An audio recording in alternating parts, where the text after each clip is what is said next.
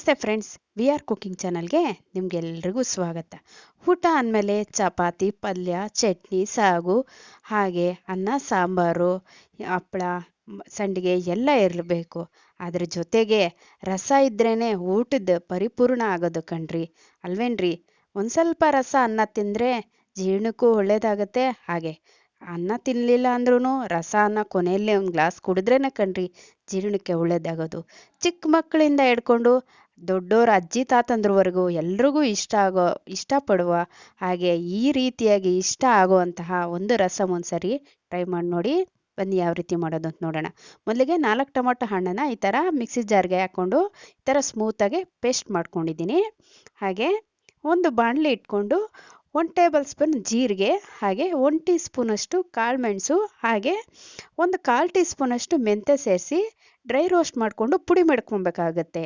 ಹಾಗೆ ಒಂದು ಬಾಣಲಿಗೆ 1 table spoon ಎಣ್ಣೆ ಸೇರಿಸ್ಕೊಂಡು 1 ಟೀ ಸ್ಪೂನ್ ಸಾಸಿವೆ ಸೇರಿಸ್ಕೊಂಡು ಸಾಸಿವೆ ಸಿಡಿದ ನಂತರ ಸ್ವಲ್ಪ ಇಂಗು ಸೇರಿಸ್ಕೋಬೇಕಾಗತ್ತೆ. ನನ್ನ ಹತ್ರ ಇಲ್ಲಿ ಕರಿಬೇವಿನ ಸೊಪ್ಪಿಲ್ಲ, ಆದ ಕಾರಣದಕ್ಕೆ ಹಾಕಿಲ್ಲ, ನಿಮ್ಮ ಹತ್ರ ಇದ್ದರೆ ಸೇರಿಸ್ಕೊಳ್ಳಿ, ಸಾರಿ. ಹಾಗೆ 3 ಒಣಗಿದ ಮೆಣಸಿನ್ಕಾಯಿ ಮುರಿದು ಸೇರಿಸ್ಕೊಂಡಿದ್ದೀನಿ. ಹಾಗೆ 2 ಹಸಿರು ಮೆಣಸಿನ್ಕಾಯಿನ ಈ ಥರ ಮಧ್ಯಕ್ಕೆ ಸೀಳಿ ಸೇರಿಸ್ಕೊಂಡಿದ್ದೀನಿ. ಹಾಗೆ 2 ಗಡ್ಡೆ ಬೆಳ್ಳುಳ್ಳಿನ ಸಿಪ್ಪೆ ಸುಲಿದು ಜಜ್ಜಿ ಸೇರಿಸ್ಕೊಂಡಿದ್ದೀನಿ ಈ ರಸ ಆಗಿರೋದ್ರಿಂದ. ದಯವಿಟ್ಟು ವಿ ಆರ್ ಕುಕಿಂಗ್ ಚಾನಲ್ನ ಎಲ್ಲರೂ ಸಬ್ಸ್ಕ್ರೈಬ್ ಮಾಡ್ಕೊಳ್ಳಿ. ಹಾಗೆ ವಿಡಿಯೋಗೊಂದು ಲೈಕ್ ಕೊಡಿ, ವಿಡಿಯೋನ ಕೊನೆವರೆಗೂ ನೋಡಿ. ಹಾಗೆ ಇಷ್ಟ ಆದರೆ ಫ್ಯಾಮಿಲಿ ಫ್ರೆಂಡ್ಸ್ಗೆ ಶೇರ್ ಮಾಡ್ತೀರಾ ಅಲ್ವಾ? ಖಂಡಿತವಾಗೂ ಶೇರ್ ಮಾಡಲೇ ಮಾಡ್ತೀರಾ, ಯಾಕಂದರೆ ಈ ರಸದ ಅದ್ಭುತವಾದ ರುಚಿ ಅನ್ನೋದು ಹಾಗೇ ಇರುತ್ತೆ ನೋಡಿ. ಬ್ಲೆಂಡ್ ಮಾಡ್ಕೊಂಡಿರೋ ಅಂದರೆ ರುಬ್ಬಿರೋ ಅಂಥ ಟೊಮೊಟೊ ಪೇಸ್ಟ್ನ ಈ ಟೈಮಲ್ಲಿ ಸೇರಿಸ್ಕೊಂಡು ಚೆನ್ನಾಗಿ ಮಿಕ್ಸ್ ಮಾಡಿಕೊಂಡು ಒಂದು 5 ನಿಮಿಷ ಕುದಿಸ್ಕೋಬೇಕಾಗುತ್ತೆ.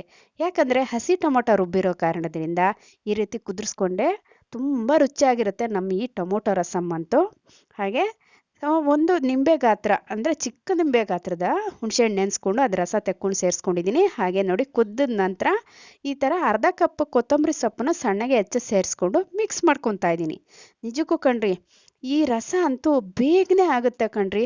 ಸಿಂಪಲ್ ಆಗಿರೋದ್ರ ಅಲ್ದಿರ ರುಚಿಯಾಗೂ ಇರುತ್ತೆ, ಅಷ್ಟೇ ಅದ್ಭುತವಾಗೂ ಇರುತ್ತೆ. ಈ ರಸಮ್ ಅಂತೂ ತುಂಬ ಚೆನ್ನಾಗಿರುತ್ತೆ, ಒಂದ್ಸರಿ ಟ್ರೈ ಮಾಡಿ ನೋಡಿ.